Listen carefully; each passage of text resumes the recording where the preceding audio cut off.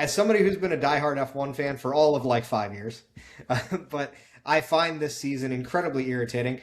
Hey, welcome to I'm Not Wrong with Jeff and Andrew. We're going to get right into it. Formula One season has started. We're 2 races in, and it is absolute trash. So, Andrew, if you could do anything to fix F1, what would you do? Um, Give my team's cars the ability to start the race. That would be good. I heard a rumor that McLaren has a driver named Oscar Piastri. I haven't actually seen him on the track in a race, but I think he's still there. Australian dude. You know who I'm talking about? Does Yeah, that ring a bell? yeah. I believe he's got the same amount of laps raced in 2026 as I do. We are elite athletes in this regard. Thank you for pointing that out. Um, I saw a meme, and it was, "Who are we? Formula One. What are we called? The pinnacle of motorsport. What do we do? Lift in the straights." That's wrong. And I feel like F1 is at a turning point here, Jeff, because are they the fastest cars or are they the pinnacle of motor racing? Because if they're the pinnacle of motor racing, I think we need V10s, straight internal combustion, sustainable fuel, fine, don't care. But I want like V10s, naturally aspirated, quote unquote, all motor. Let's just be motor racing. Because the problem I think we're running into is that So it sucks for us. Electrics is faster. Like Formula E will be faster if they want to. yeah, so let me jump in here for a second because That's right. it's not. I think they're wrong in both cases, right? It's. I agree with what you said about motor racing, but they're not the fastest cars either. The current cars are slower than the last generation of cars. Their lap times around the same tracks are a second to 2 seconds slower per lap. So they're not We're even the early in the fastest development cars. curve. We'll get better. Still, if you're, I mean, like, if you're saying they're improving, like, an improvement means it should improve. They're not going at their highest speeds in straights anymore. They're not going at having to let off like they're not hitting corner entry at the right speeds because they have to slow down or brake early so they can recover battery. Because ultimately, to me at least, my pea brain understanding is the battery matters. The engine is just there to help generate electricity for the battery. That's all What it is. is your That's battery all it level? is. This is just a generator. It's just a generator at this point. So I want 100%. to. I have some thoughts I want to share about F1. Hit me. So yeah. So here's the issue. When the pinnacle of motorsport, which is what it's supposed to be, is getting mocked by like 70% of the other motorsports out there, like IMSA is mocking them. WEC is mocking them. IndyCar is mocking them. NASCAR is mocking them. All of them are making fun of them because of the clipping and the lift and coast and the lifting on the straights. When you're supposed to be the most talented, best drivers in the world, when you're supposed to be the pinnacle of motorsport, and your best drivers all spent the entire offseason trashing the regulations, not because, well, my car's not going to be good, because I even saw it come out. There were a couple. Ralph Schumacher came out and said that Max Verstappen shouldn't complain. He should just try and fix the car. Juan Pablo Montoya came out and said that Lando Norris and Max Verstappen should be sanctioned by F1 because Oh, they had the audacity to speak out against things. we need to. Wasn't Juan Pablo at one of the races doing trackside commentary, trying to dress like he was 20 years old in an oversized t-shirt and really baggy jeans? I believe he was. The other thing is, like, here's the other problem I have with this is I don't care what Ralph Schumacher or Juan Pablo Montoya thinks. I mean, when you're comparing them to one of the greatest racers in the history of the sport in Max Verstappen, and as much as I don't personally like Lando Norris, a far more accomplished driver than either of them, your opinions And carry no talented. weight. Like he has more Grand Prix wins. He has a world championship. Neither one of those has that. Max Verstappen has like half the records in the F1 record book, 4 world championships, and is inarguably a top 3 driver in the history of the sport. So I don't really care, Juan Pablo Montoya, what your opinion is of race car driving Well, when he's a compared company to a man. guy that is considered by almost everyone universally to be the greatest driver in the world today. Yeah, I mean, Juan Pablo, company man. He's doing what he's supposed to do.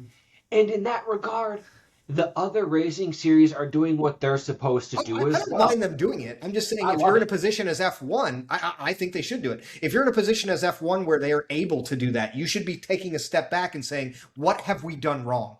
So I When want to here's level another big set. thing that Formula One has done. They've had to turn off comments on Twitter and on YouTube and stuff for all of their ad because so many fans hate the regs. If you have to turn off comments because you're getting trashed by your fans, that's an indication what you've done is stupid.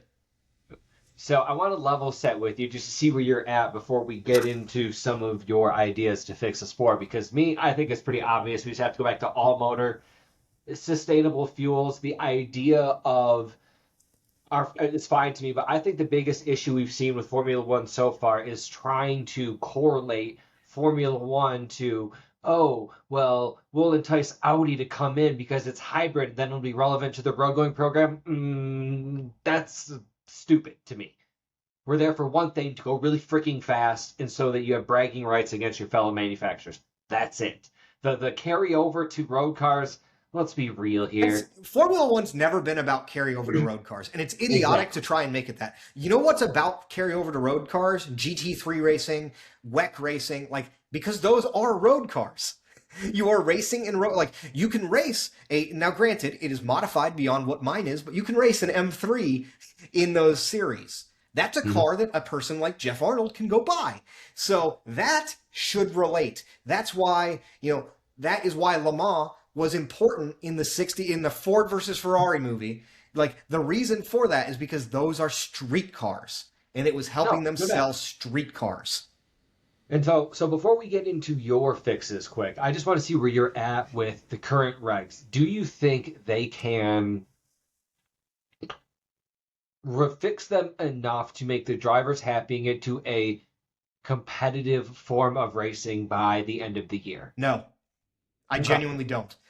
I do not think because the thing people are forgetting is it's not just the regs, right? There's also the development cycle for an F1 car is so long. They've been developing these cars, these engines for years for these regs. So even if they changed it, they can like they're talking about making it so it's right now it's a 50-50 split in power mandated by the regs. And I know you know this, but for any fans listening who don't, 50-50 split between the electric motor and the internal combustion engine. They're talking about making that 60-40 for the industrial in internal combustion engine.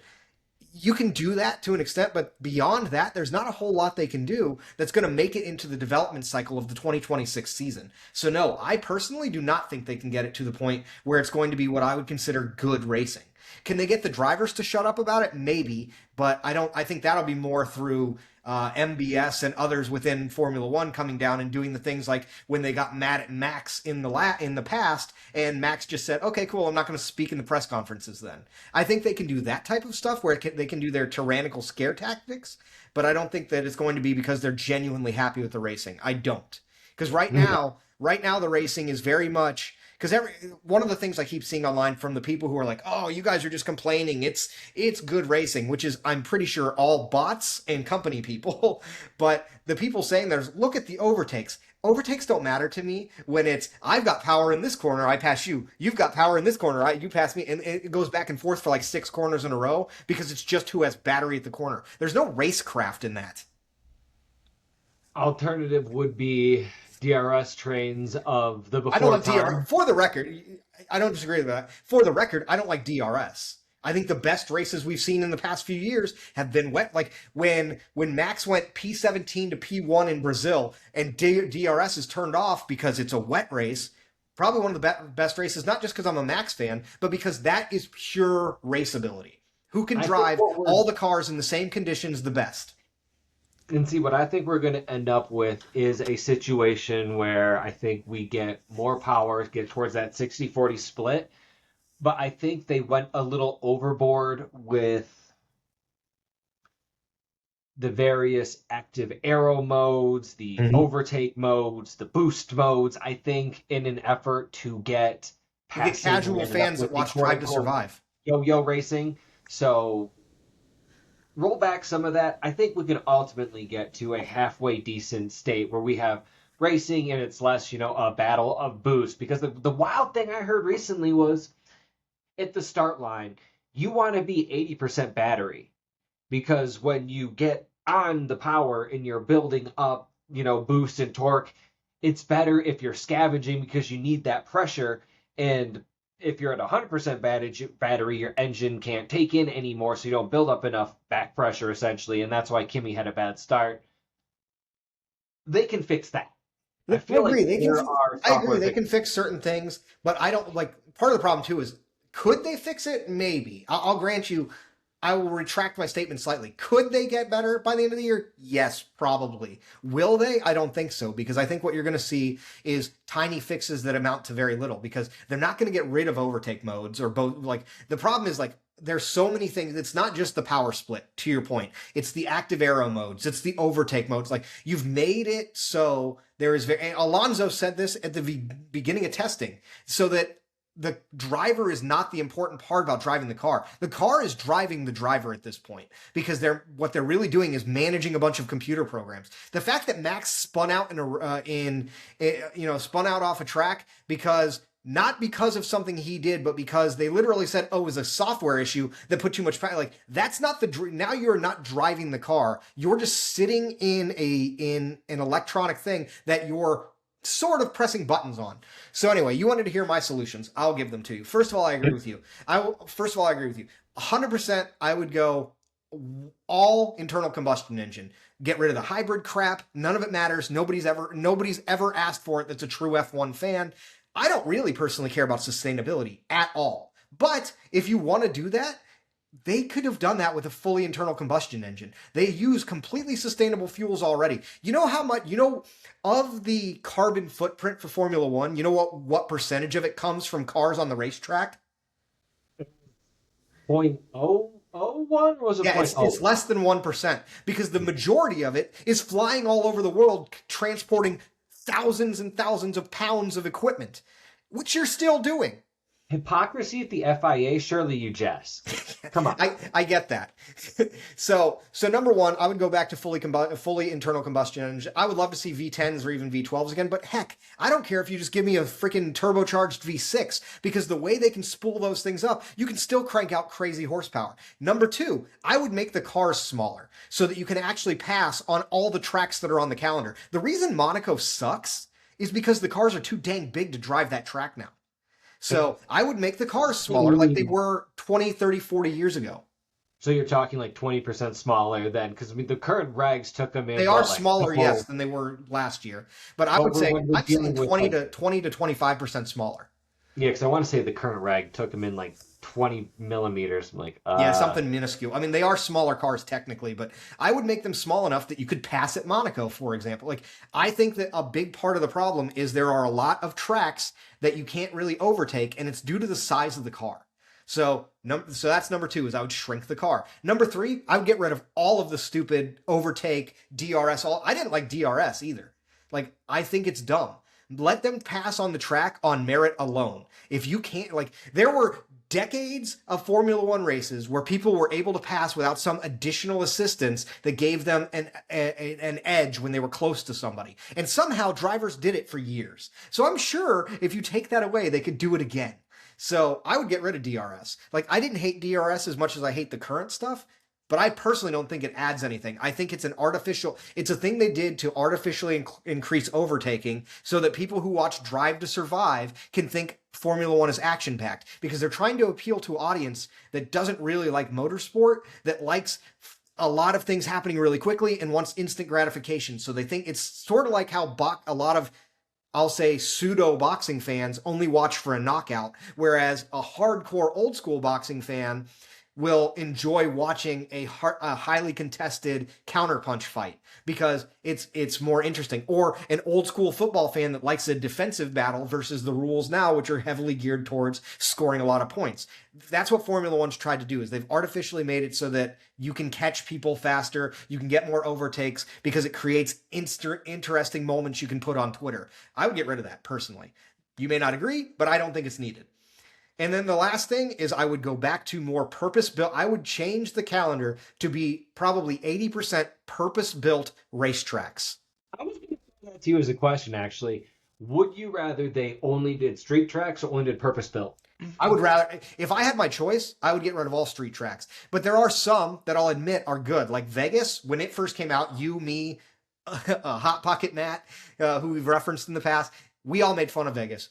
Watching the race, it's actually a fun track to watch. I didn't think it was going to be. So I don't mind street tracks when they're done well, but like Miami, terrible race. Monaco, terrible race. Like, for the most part, I prefer purpose-built racetracks. They're there for the singular purpose of letting cars go really fast on them. And it's funny that you mentioned Vegas as the positive, but they also had the biggest downside too when all those friggin' manhole covers kept popping up and destroyed. Sure. What was it? They destroyed a Mercedes, then yeah, it took out Carlos Sainz. It took out Sainz, yeah. But the year before, I think they got Valtteri. I think the first year it took out Sainz. I thought the second year is maybe, but either way. Either way, yes. So agree, and that's why again I would go to, if I had my choice, I would do 100% purpose-built tracks. They're never going to do that, so I would at least skew it. Right now, every time they add a track, even the Barcelona track they're adding is a street track. But and that's what's so odd to me is we say they won't do it. I'm like, we all know it's a cash grab. So mandating dedicated tracks ensures that your rich friends have control of it. I agree. I'm sure that for some reason they won't be skewed towards the Middle East America. But hang on a second. My thought would be, I guess the big reason why I would realistically be in favor of it is standardized pit lanes. That's my big one. I think it's insane the sport doesn't have it in any way, shape, or form. I think that, so bothers me. I don't disagree with that. I think that'd be great. I think that would be great. That wasn't my reasoning, but I think that's a good benefit of it.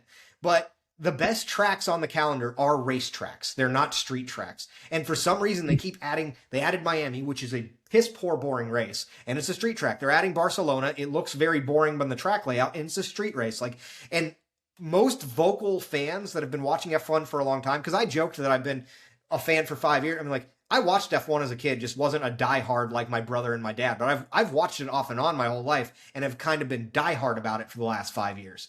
But, you know, I've seen it off, and like most people who've watched F1 for a long time regularly say, like, go to historic classic tracks, stop doing street track. Because here's the other thing is, like, they're adding things like Barcelona, but then they made it so Imola and Spa are going to be like swapping on, like those aren't on the calendar every year. So you're taking two of the coolest tracks in racing, not just in Formula One, in all of racing, and you're not racing there.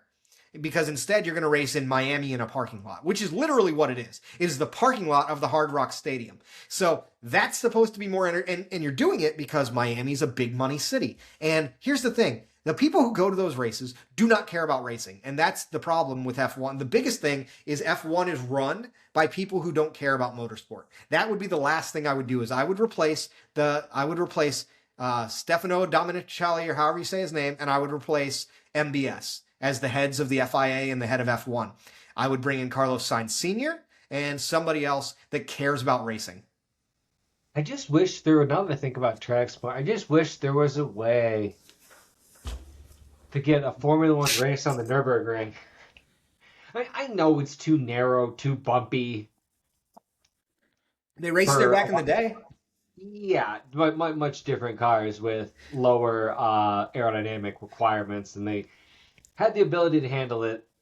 I get what you're saying, but what I'm saying is, like, the Nürburgring would probably spend the money to get their track up to a F1 spec if F1 was going to bring it there. But that's the thing. I think if you bring it up to an F1 spec, you lose some of the charm. That's probably fair. And look, I enjoy watching GT3 cars go around that, but my whole point is I would go back to, Spa should never be a race that maybe won't happen in a year. It's one of the best tracks in the world. And the fact that that race is now on a rotation cycle, and Imola is on a rotation cycle, and we get tracks like Miami and Barcelona that nobody wanted. That's it. So that's my last thing is I would go 80% purpose-built tracks, and I would replace MBS, and I would replace Stefano Domenicali, or however you say his name, with Carlos Sainz Sr. and somebody else who actually cares about racing. People who are not dedicating the entire sport to trying to get more Netflix views. No, those last two are whatever because that's not relevant to the current car regs. That's just a I think, complaint. but I think that's what pushes the car regs the way they go. Nah, but that's a complaint people have had for the last 20 years. So that one we don't count. Give you 3 out of 5. 3 out of 5 Formula One. What was the other one you didn't like? No, I like the other 3. It was the track one and the F1 leadership one. Oh, you don't agree with the track? No, I don't. I mean, I don't disagree with it. I just don't think that is relevant to the current reg issues. That's just a preference in general. So 3 out of 5. Not bad. That's fair. But that's my solutions. That's what I would do to fix it. I don't have anything else to say on F1. I'm pretty uninterested in this season already, which is disappointing. I'll continue to watch, but it has been very boring. On the plus side, though, I don't have to watch on Apple TV because seeing ads on something I pay for just die inside. Just that's why. And when you were texting me about that, I was like, why is he talking about this? So I'm glad I was able to help you realize to get back on the F1 TV app. Yeah, and the annoyance was like, oh yeah, your plan won't renew and you must watch through Apple TV now. You didn't say, oh no, you can recertify through F1 TV as an Apple person and whatever. Yeah, which that is the one thing I'll actually say I like because it actually saved me like $130 a year because I had the F1, the pre, whatever the highest end one was, and now I just have that for free because I already had Apple TV. So at least that saved me money. How long do you think we keep it?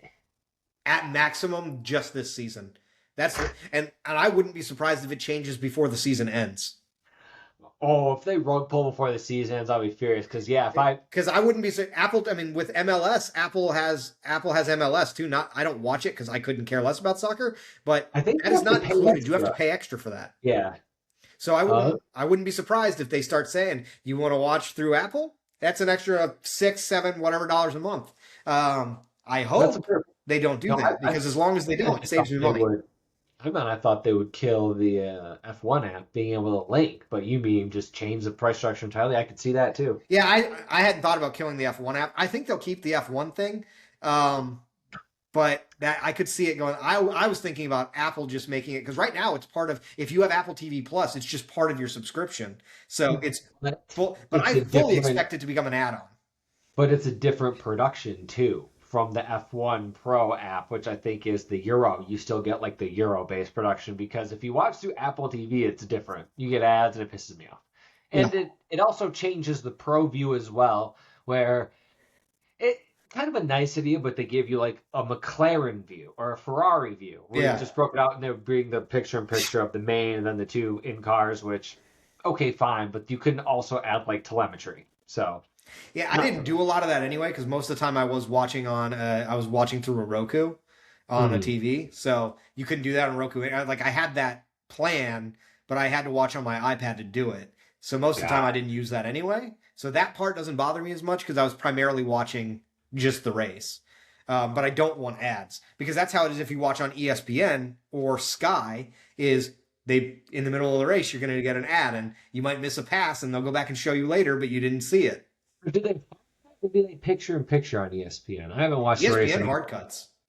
I've watched one race on ESPN. I don't remember why. I think I was traveling. Yeah, let's say they hard cut out of it. That's gross. That's gross. So you just miss however many laps of the race. No, that's enough F1. Yeah. So because we can't watch F1, I binge a lot of TV. Apparently, you can't. So I find that interesting. That's what I was realizing today, or yesterday, is. We had Solo Leveling Season 2. Great. I got like 3 episodes in. Then I'm like, okay, I'm going to go do something else. And I ended up reading because I can't play video games right now because my dear sweet Debbie sprained my finger as we were walking because she saw a squirrel and went bananas. That was awesome. Fun. But no, it just hit me that I think in my case I might have unraveled the mystery. I don't find, trying to think how to describe it, a sense of reward from completing a TV series. I don't know why that is, because I get like from gaming, even if I'm replaying the same Space Marines level for the billionth time, I still get a sense of accomplishment seeing the end of it. So that's an interesting perspective in general because I will say that And reading too falls into the category. I think, yeah, no, finish a book, ooh, that's a more tangible thing, but it's like, aha, I have a thing that is done, and it it's also a more involved. I think it's those two. I think it's those so two. But yeah, the more I can't involved read I it. totally Big. more involved I can totally get behind. You're definitely Take me more to involved mind when you're creature. reading. It's more mentally engaging for the reading. For video games, it's more involved. Mentally engaging is debatable, Very. but because like for me, it's the opposite. I don't. First of all, the sense of accomplishment thing is something that I mean, with reading, I can kind of see it. I guess when I finish a book, it's like it sort of feels like a sense of accomplishment, but I don't know. I'm not looking for that when I'm reading a book, and I definitely when I'm watching a show or playing a game, I'm not like I don't feel a sense of accomplishment when I finish a show. So that's never been a thing for me. But I think to me it's because I can't binge everything, but I binge a lot of things. Solo leveling is a great example. Solo leveling I actually didn't binge because I watched it when it was coming out, so I can only watch an episode a week. But I binge read the entire manhwa because it was really interesting, and Solo Leveling season two leaves off at like when the series gets the best, and they have not announced season three yet. So I was like, I'm not waiting until who knows how long to continue the story. So I binge read the next like 10 manhwa. And I've finished I've even read stuff that's not out yet. I read the original, like it's available on webcomic, and they haven't printed it yet. But anyway, it's a really cool story. I do recommend it. Um, but I don't know that I would say I have a sense of accomplishment. I get invested in stories. So there are some things that I can only watch an episode of or two before I get bored with it. And whether it's an anime, whether it's a reality TV shows, I definitely can't binge. I get those are great for me when I want to just like feel much You better can't about binge 90 Day. what. You can't binge 90 Day. I mean, I can if I'm in the mood where I just want to like veg out. But Hmm. normally when I'm binging, I'm like actively watching. 90 Day Fiance, I would never say I'm actively watching. That's one of those things where I'm on my phone while I'm watching it because it doesn't require a tremendous amount of attention to follow the storyline of those people. And Um, sometimes it's best if you're not even paying attention because Yes, that is also true. So I can binge watch it, but it's a different type. For me, when I think of binge watching, like I'm actively sitting and watching a show. So when the final season of Stranger Things aired, I sat down and like they did that in pieces, but I watched the episodes that dropped the same day they dropped every night. So that was like 4 hour plus long episodes in a row, and I just sit and I that's all I'm doing because I'm invested in the story and I want to know what happens next. It's really for me, it's very much the same as what drives me to read a book. Is I get to a point where I have to know the next thing. It's the same thing that drove me to go and read Solo Leveling after watching it. Is I want to know the story. So that's why I can binge stuff. It's not the sense of accomplishment, and that's partially why I don't get as into video games. Is it takes a lot for a video game to grip me, where I'm like, I have to know what happens next. It does happen. I've had games like that, but a lot of times I'm playing a game to almost shut that part of my brain off to just enjoy some relaxation, which I think it sounds like that's more of what you do for TV. For me, I watch TV for the storytelling, which is why I don't if I'm binging, it's typically a a relatively deeply made show. Like it's like a Breaking Bad, or I've been binge watching Fargo recently. Like there's a lot of story to that. I can do sitcoms and stuff, but those are more like what I'd call comfort shows. I believe that they're like similar to comfort food as a television show. oh yeah. Like I'll go back and rewatch it because it's just familiar and I know the characters and I know the plots and it's just haha I can have a laugh. But like a deep show that's got like a lot of actual stuff going on, I'm engaged with the characters and the stories. I can't get interested in something that is not super character driven. And I'm trying to think of the last time a TV show really grabbed my attention, and It's definitely been a second. I really want to say Walking Dead, I think. See, I never watched The That was Walking. how long ago? See, I never watched The Walking Dead, but that show's old. So yeah, it's been a while for you. I've been. I'm trying to think like if you want to find something to binge, I could definitely. I mean, like that's my thing. I could find something and give you a recommendation very quickly if you tell me a genre you want to get into. But it's got to be. Last insomnia fueled binge I had because I hated The Office for years because of I don't remember why I hit this point because now I love it. But it was like 11:30 and I couldn't sleep. My brother had it on and I was like, oh crap, it was good. And then I got sucked in. I ended up staying up to like 5 in the morning and yeah, felt like crap the next day. But that was insomnia fuel, so that doesn't count. So I mean, for one, I can say for a fact one thing I know you would like, and this doesn't fall under my typical categories, but I binge it when it comes out. Is you are behind on Always Sunny. You should binge always to catch up on Always Sunny before the new season comes out in like a few Can't, months. can't take their faces. I can't, the Oh, face. the fact that they've aged. No, no, the fact that they're trying to Hollywood their way out of aging. The only That's one what that I isn't is Charlie Day. I think I can't. He doesn't look. I mean, he doesn't look like he's done anything to his face. I think he's No, just aged relatively well. yeah. And The other Dennis, I ones, like feel they like have definitely done things. Dennis, I can't decide if or well, Glenn, I can't decide if he's done a lot of stuff or if he's just always been kind of like the health and wellness Well, freak if of you the listen to the group. So, podcast, it sounds like that's always been him. hmm So I think I mean, like he's definitely done stuff, but it sounds like he was doing that even in his 20s. It's just far less obvious when you're a young guy. That could be it.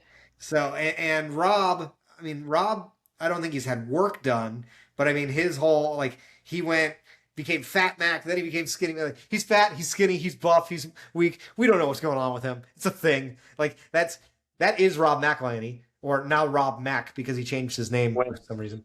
The one who it's most obvious on, and is Caitlin Olsen. Yeah, some of this stuff like I've seen her in some promos for her new show, and It's actually good, by the way. I watched that show with my wife.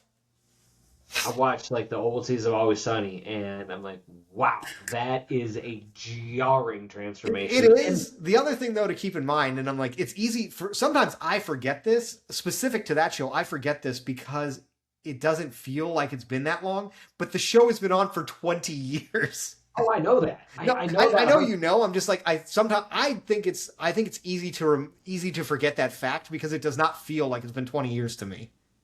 I guess I always just come back to the point where it's like I don't think you look better. I'm just trying to guess what age you're pretending not to be. That's what the game becomes, and I get that.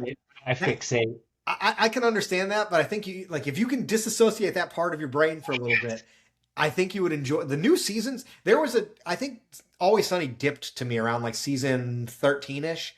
Got to the point where it's like, I don't know if they can keep this going because it's not as funny anymore.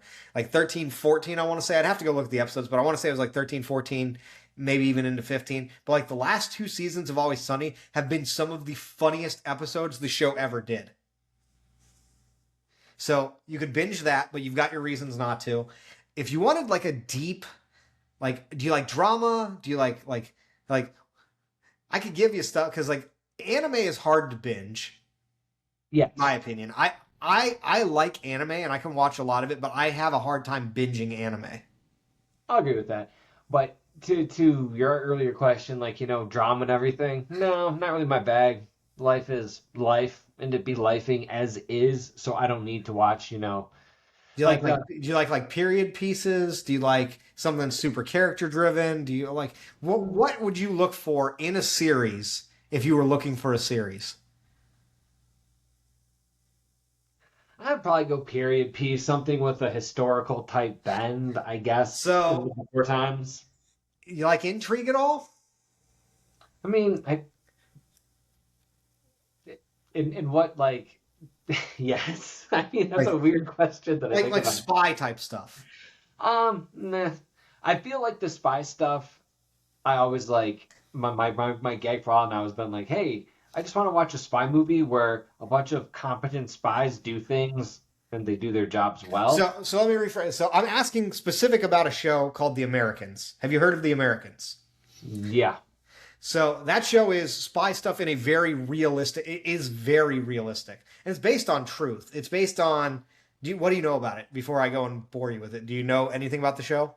Yeah, it's a husband wife. They're a sleeper Soviet. Sleeper Soviets in the 80s. So it's a little bit of a period show, not super far back, but it's based on fact because in the early 2000s, the FBI arrested a bunch of people they found out that actually were these things. What they were was super deep cover operatives from the KGB that were living full lives as Americans and working as as KGB operatives during the Cold War. And Archer. yeah, but so that's what The Americans is. I think that is a really good, like, it's a period piece, not super drama, but it's got a little bit of intrigue. It's really good character driven stuff, good acting, interesting story, lots of different elements. I was leaning towards Vikings because I've been reading the Space Wolf stuff, and I'm like, okay. Vikings is good up to, I mean, like, I've read, so again, I've seen it all. I watch everything.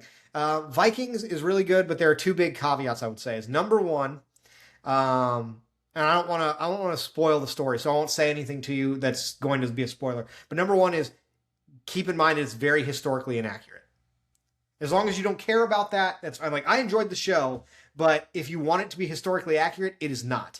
The second thing I will say is the stuff that happened after History Channel stopped making the show and like Netflix picked it up is horrible. The show drops off a cliff. So like it's like the first 4 or so seasons, and there's a major event that I can tell you is like after that it sucks. But basically after that, don't watch it anymore. But the first like 4 seasons, really solid. Could probably scratch that itch. Well, in and of itself was just kind of a kiss of death from my perspective. Like it's been a long time since I've actually been impressed with something they've done.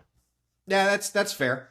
The other thing, if you want to do anime and a little bit of the Viking thing, Vinland Saga is actually pretty bingeable. The problem with Vinland Saga as an anime is if you want resolution, you won't get it because the story is not complete yet. Like the manga is done, but the anime is not. So if you want to get, like, you'll get 2 seasons that are well made, but you won't get a complete story. So yeah, that part I usually lose interest. Like that and that's my other rub with especially like log running TV shows. I just kind of stopped caring. Like that happens to me I will admit, so that's happened to me. I binge a lot, but there are a lot of shows that I do get to a point where I'm like no longer interested. We, on an earlier edition of this podcast, when it was under a different name and we were doing things differently, both watched a show called Silo. Season 3 is supposed to come out later this year.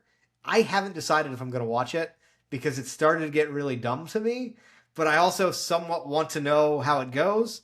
But on the flip side, some of the stuff they ended season 2 with, like the whole, oh, is an Iran made a dirty bomb? Like, I no longer am all that invested in this show because the scenario is now far less interesting than what it seemed like it was going to be. Yeah. Maybe that's it. Maybe it's just, something gets built up in my mind and that's again where I'll go back to, like, The Americans is a show that's one of my favorites. The reason I use that, I threw that out there, is I think you'd be invested in it all the way to the end. And because it's following historical events that are close enough in real time to your life, you probably are familiar with them, that you'll know what's going on. Is the girl in it called Carrie? That's not her character name, but the actress is Carrie Russell. Actress. Yes. The actress is Carrie Russell. She was Felicity. Yeah, my parents watched. She's weirdly hot to me. I don't know why, but I find Carrie Russell incredibly attractive. My mom watched that show, and it's funny that you like it so much because she was like, she would watch that show and she'd just be so pissed because she's like, the whole show could be summed up as, Carrie, don't do that. She said she's not going to do that, and then she does it. She's like, that's the whole show. And I'm like, oh, no doubt. So those are the 2 things that I know. Fair. So I like that show a lot. I'm trying to think, like, at the time. Did you ever watch Breaking Bad? No. So Breaking Bad, like, I will say I am in the minority of people that thinks Breaking Bad is far overrated. I think it's good. Don't get me wrong. I think it's a good show. I think it's massively over. Many people consider it the greatest show of all time.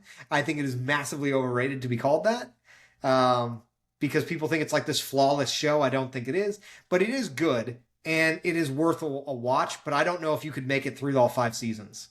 No shot, because I'll tell you right now, like everybody says Breaking Bad, I'm like, I don't really care about a meth dealer in New Mexico.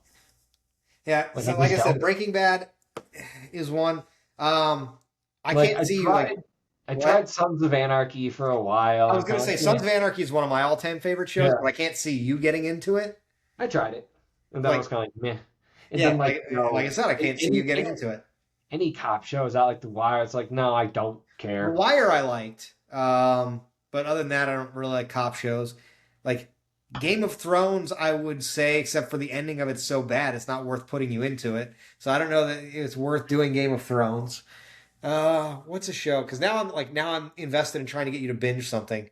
Like Stranger Things is pretty good, but the problem with Stranger Things is you could watch it all now, and it's not as bad.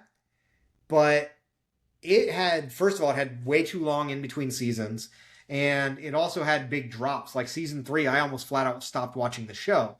So I wouldn't suggest that one. Stranger Things had the issue that RuPaul's Drag Race had.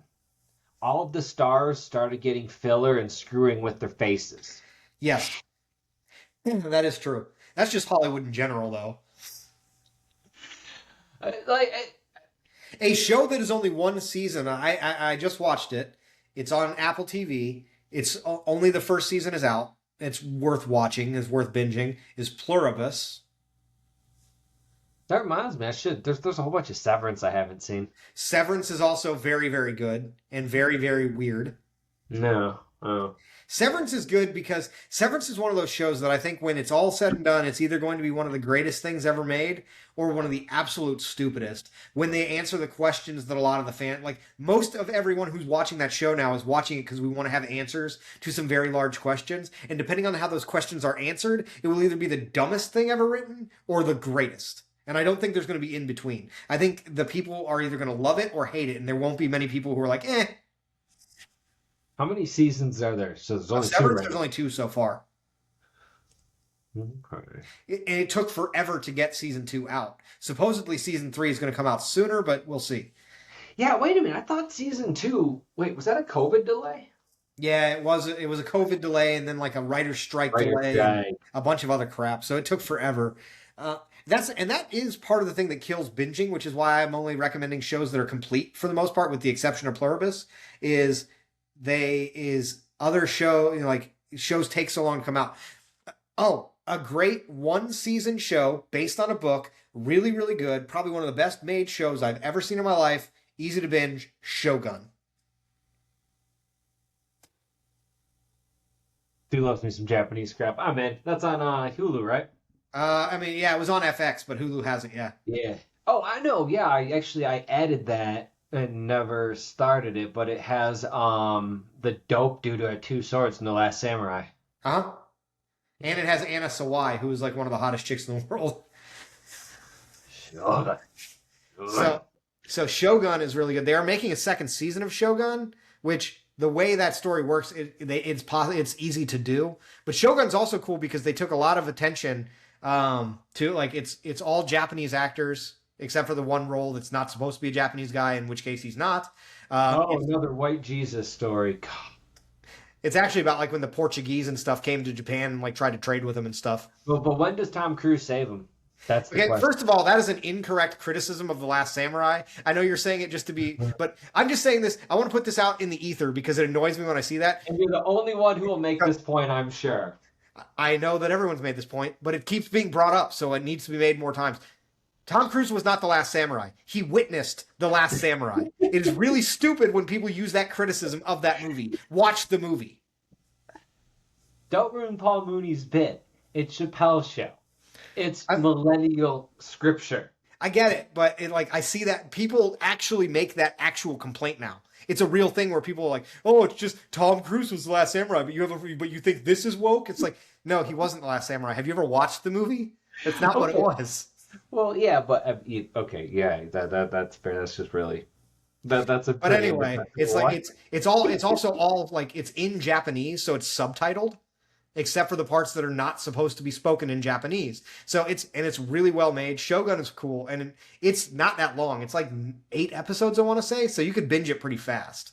Okay, because I think the other thing too might be just overall like time investment for a lot of these like long running shows.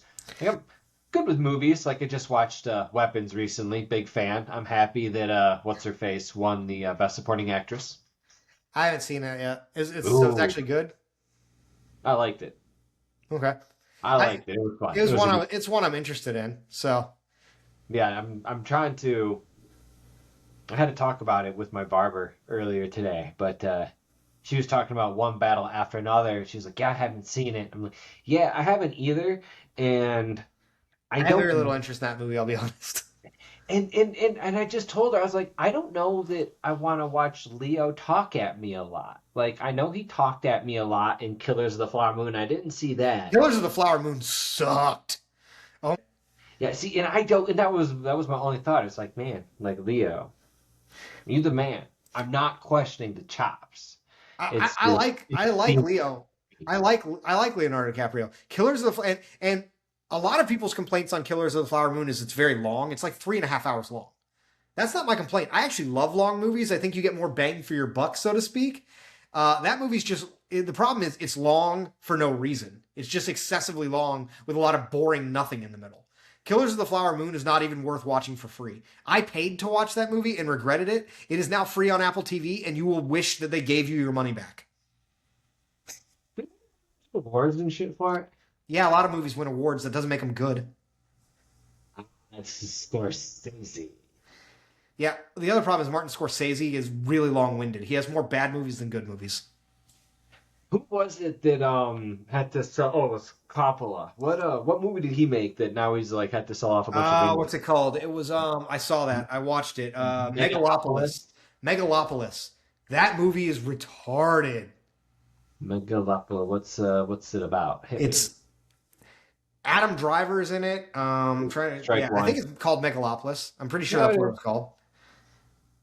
And it's got like Adam Driver and a bunch of other people. I can't remember I'm who. looking at the cast. It's got It's got a big cast. yeah, Aubrey Plaza and Shia LaBeouf, It's a really like it's really really John boring. Boyd, Dustin Hoffman. It's very boring, which is also why it bombed. You'd think with that cast and that director attached, it could have made some money. It tanked at the theater because it's not good. Well, but also if Adam Driver is the leading man, does that work? No, I don't dislike Adam Driver, but he is not that good of an actor, and he is definitely not a guy who can carry a film. I've seen, yeah, Which I is why you know. haven't seen him in a whole lot. That's why I'm so surprised that he was the top billed. Yeah, Yeah, Megalopolis was not good. Just like Babylon. I don't remember who directed that one. That might have been David Fincher. Babylon. Trying to remember who directed that one. Didn't do well either. I think that movie's better than it got reviewed, but it didn't do well either. The 2022 film. Yeah, who directed that? Oh, with Brad Pitt. Brad Pitt, Margot Robbie, a bunch of people are in it. Yeah, I did not see that. Damien Chazelle, known for La La Land and Whiplash. Okay, see, and I haven't seen La La Land. I love Whiplash, but Babylon is weird. It looks like I actually think it'll be remembered as better than it was when it came out. It was not. It was panned when it came out, but it's not good. It's just not as huh. bad as people said it was.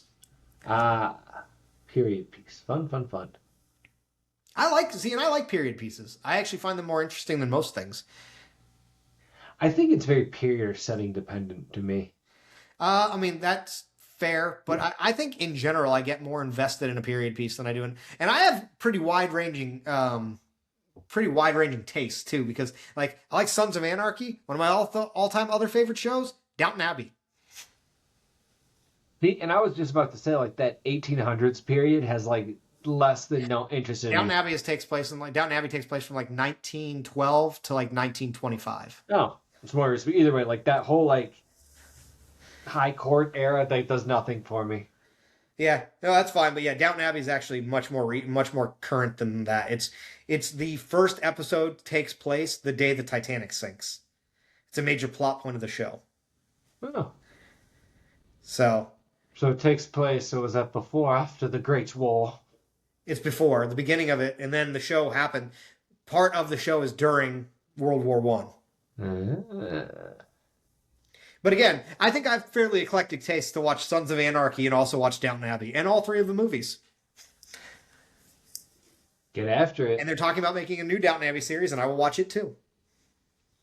I like a lot of stuff, which is why I can find something. But I'm sure people don't want to keep listening to that. So, Andrew, any last comments for our listeners that have hung with us this long? What is it about high society that apparently drags you in? Is it the intrigue? The backstabbery?